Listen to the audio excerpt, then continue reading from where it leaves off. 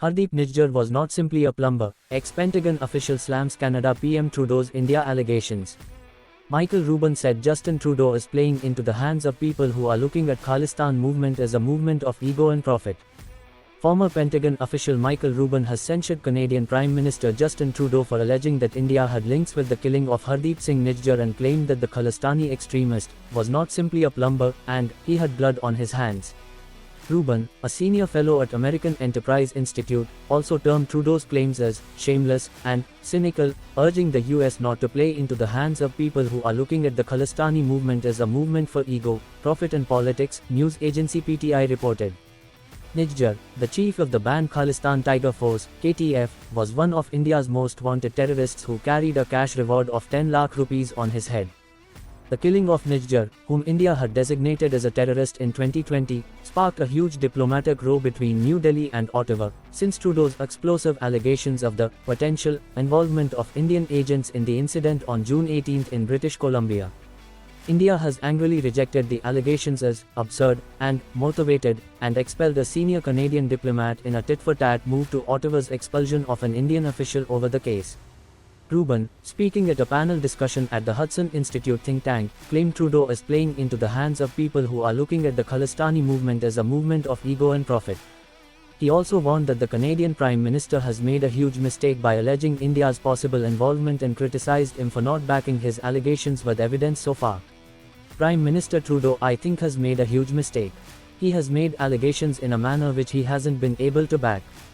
Either he was shooting from the hip and he doesn't have the evidence to support the accusations he made against the government.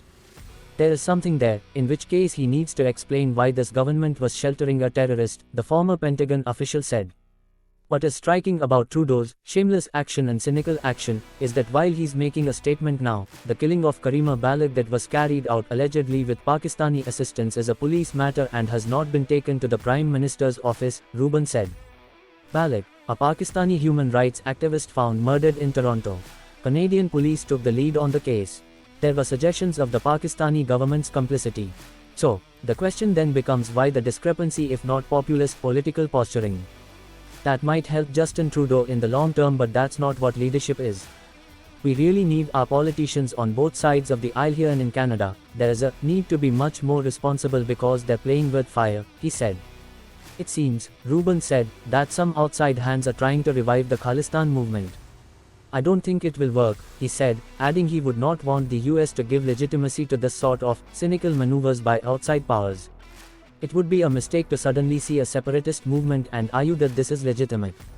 And I worry less so with the United States but more so with what we see in Canada right now with Justin Trudeau, that same knee-jerk reaction playing into the hands of people who are looking at the Khalistani movement as a movement for ego, a movement for profit and for politics, he said.